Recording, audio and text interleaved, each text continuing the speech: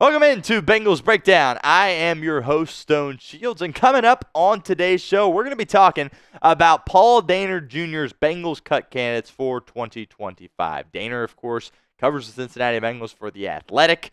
Worked with him closely at my previous job. He does some unbelievable stuff. Really nobody better that covers the Cincinnati Bengals. He has a phenomenal piece up on The Athletic right now. Really encourage you guys go over there and check that out. We are going to be breaking down his article on today's edition of Bengals Breakdown. But if you want more cut candidates videos, obviously we got a long offseason ahead of us. If you like these cut candidates videos, that's great. Make sure you guys like this one so we can keep doing it in the near future. Going for over 400 likes on today's show. So help us out. Hit that thumbs up icon if you have not done so already. Dehner's first top cut candidate. I think we all saw this one coming. Sheldon Rankins, who the Bengals, of course, brought in free agency last offseason from the Houston Texans. Trying to fill that void in the middle of your defense, kind of help replace DJ Reader. It didn't work out whatsoever.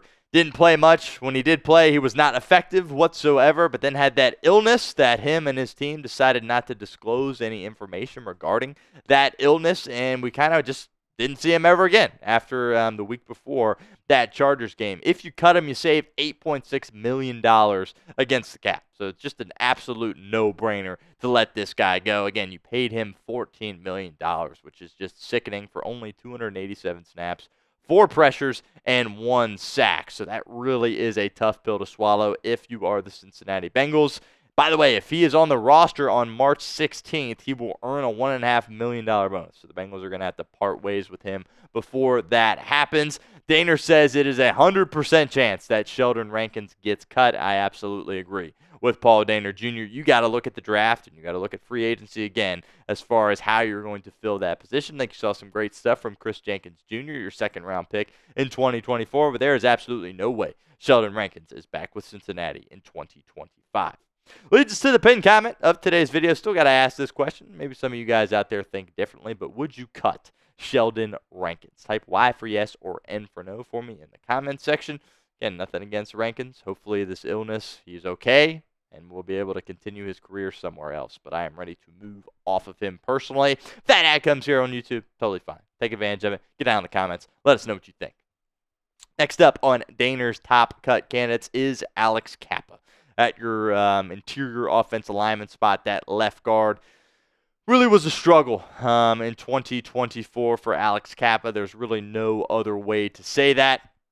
If you move off Cappa, you're going to be saving $8 million against the cap. And this is a well-known stat, certainly went viral on social media. Out of 65 guards with at least 500 snaps, he ranked 65th in overall pass block grade. That simply is unacceptable if you were out there with the duty of protecting Joe Burrow.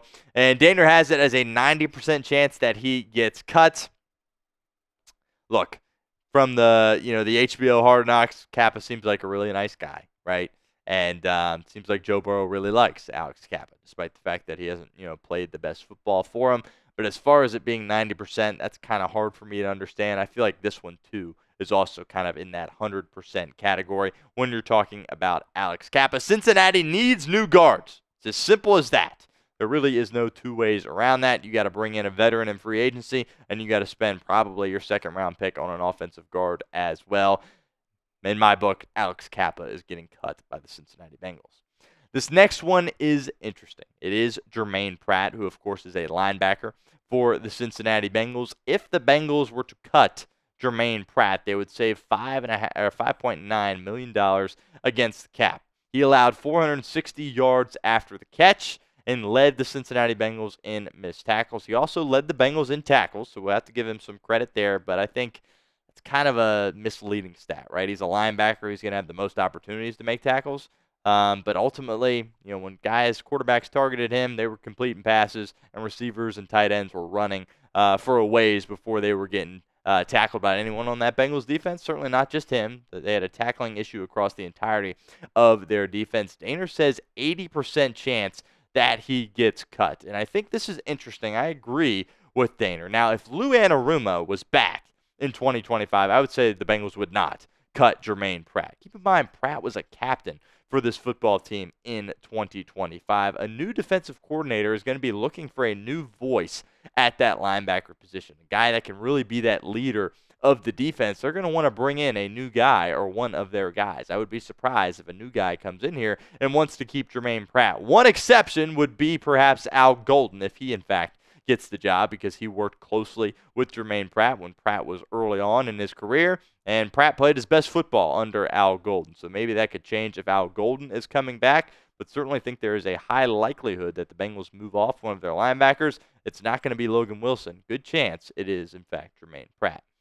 We'll continue with our show here in a moment, but first, want to give a shout-out to our friends over at Game Time, because today's show is presented by Game Time. Game Time is a new feature called Game Time Picks that makes getting tickets to see your favorite teams play live even easier. Game Time Picks filters out the fluff to show you only incredible deals on great seats, so you don't have to waste time searching through thousands of different tickets. Of course, it is the NFL divisional round this weekend. I always say, I feel like that is the best weekend of professional football of the year. Not all the games are sold out, so head on over to Game Time, and they will get you the best deals possible for some of these NFL playoff games. On a more local basis, Cincinnati Bearcats basketball is in full swing. Fifth Third Arena is an absolutely gorgeous venue. Unfortunately, the Bearcats are not playing gorgeous basketball right now. I went to the game last weekend against Kansas. How did we get our tickets? Courtesy of our friends over at Game Time. Spring training, of course, right around the corner as well. Hopefully the Cincinnati Redlegs can have a bit of a better season than the Cincinnati Bengals had. My two favorite features on Game Time, they all in pricing. Toggling this feature up front allows you to see your total up front so you don't get hit with any surprise fees at checkout like some of those other ticketing companies can get you with. Also, the seat views. Get a panoramic view from your seat in the app before you buy with Game Time. So take the guesswork out of buying tickets with Game Time. Download the Game Time app, create an account, use code CHATSPORTS for $20 off your first purchase. Terms apply. But again, create an account, redeem code CHATSPORTS for $20 off. Download Game Time today. Last minute tickets, the lowest prices, guaranteed.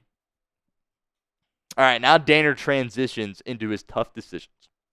There is no tougher decision than Sam Hubbard. Sam Hubbard has done some great things for this organization. I love Sam Hubbard. Every diehard Cincinnati Bengal fan loves Sam Hubbard. But if they were to cut him, they would save $9.5 million against the cap. He, if he stays with this current deal, would be the fifth largest cap hit at $11.5 million.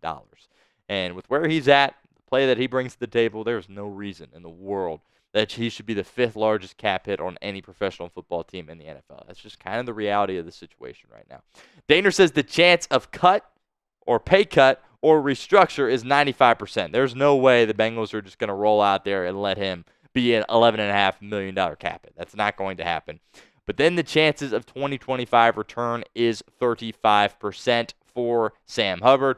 Hubbard, of course, is the longest tenured Bengal, the only guy on their roster that was here when Marvin Lewis was still the head coach. This is a guy that's tough as nails. He plays through injury. He did it again in 2024. Look, the choice here should be Sam Hubbard's to make. If he's going to want to, take the less money and stay here, that's going to be an option for him to do that. He's also going to have to accept the fact that he is going to be in more of a backup role for the Cincinnati Bengals. He's going to be no longer a starter. Now, if I were Sam Hubbard, and I've never been in a position where I've been, choosing between millions of dollars or a couple million more dollars than that. I'm not going to pretend I've been in that spot. Most of you guys haven't been in that spot either. But if I had spent my whole career, I had made my fair share of money, I've made my impact, I've had postseason success, the one thing I would be looking for is a world championship. And you're not going to have a better opportunity to do that than here in Cincinnati with a guy who is your really close friend in Joe Burrow. So I personally would stick around. If I was Sam Hubbard, I would take the pay cut and I would take on the backup role. But we will see if Hubbard opts to do that or if he's playing elsewhere in 2025. Be honest with me in the comments section. Do you want Sam Hubbard back in 2025? Type B for back or G for gone. Let us know. Give us your thoughts. Be honest with us in the comments of today's video. Next up here, Dehner put Geno Stone in the tough decision category for the Cincinnati Bengals. look, Geno Stone missed a ton of tackles for Cincinnati in 2024, but he kind of always has. Even when he had a great year in Baltimore, he was missing a ton of tackles, but he made up for it with the things that he was able to do in coverage. If the Bengals cut Geno Stone, they saved $6.5 million. He was the 5th worst in the NFL in missed tackles by safeties, and Dehner only has it as a 45% chance that he gets cut.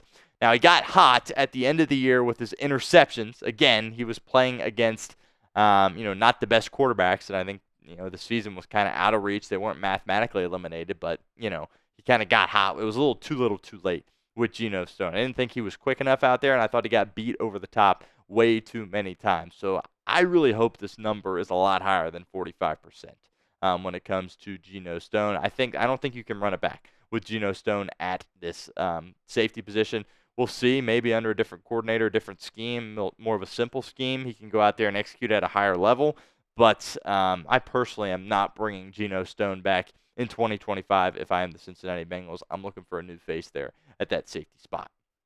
Another tough decision here is Zack Moss. Moss, of course, came into the 2024 season as the starting running back over Chase Brown. A lot of us here at Bengals Breakdown were saying, I think Brown should be that guy from the jump. Eventually, that is ultimately what panned out for the Cincinnati Bengals. They kind of had a good 1-2 punch going there for a second. Then Moss suffered that neck injury in practice, and it was a very, very serious neck injury. And I think that injury really impacts the decision Cincinnati is going to have. They save $3.3 million against the cap if they move off of him. And that cap number in 2025 is $4.8 million, which is nearly $2 million more than it was in 2024. And the question is, are you going to want to pay a backup running back that much money? Probably not, especially one that's not going to go into training camp healthy, because he's still going to be dealing with that neck injury. Is Zack Moss. So I probably would move off of Zack Moss and try to pick a backup running back late in the draft. But certainly a decision Cincinnati is going to have to make. I'm not going to be mad what they decide to do. I think I would be a little upset if they opt to bring back Geno Stone. But with Zack Moss, if they bring him back, I would be all right with that. But hopefully he would be ready to go and be able to be that backup for Chase Brown. Another guy that Dehner mentioned at the very end of his article is Ted Karras. And I was a little bit caught off guard to see Karras mentioned. I thought Karras had a phenomenal year for you at that center spot, and he just had absolute chaos all around him at those guard spots. And he still hung in there and did exceptional work as Joe Burrow's center. From a leadership standpoint, he's incredible as well. You save $4.8 million if you cut him. And Dehner said that's the only reason he had him on the list, because of all of that money you would save if you, in fact, cut him.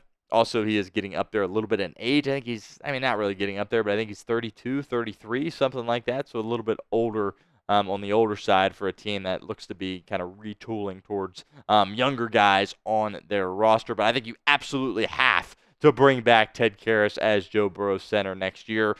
Burrow loves him. The city of Cincinnati loves him. From what I can tell, his teammates love him as well. Dehner only has it at 1% there, which I'm happy to see, but just wanted to bring it up because Dehner did mention him in his article.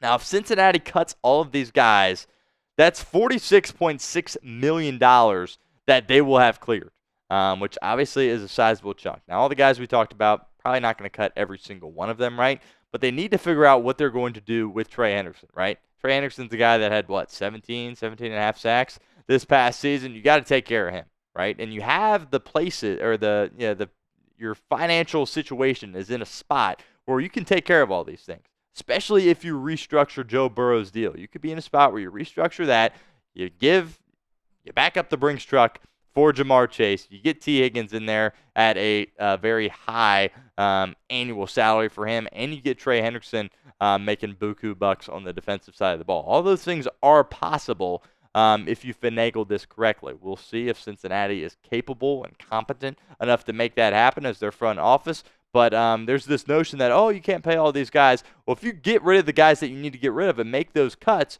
you could be in a spot where you can make things happen. I think the Bengals are really in a quality spot financially. It just comes down to the front office and see if they can make the right decisions that they need to make.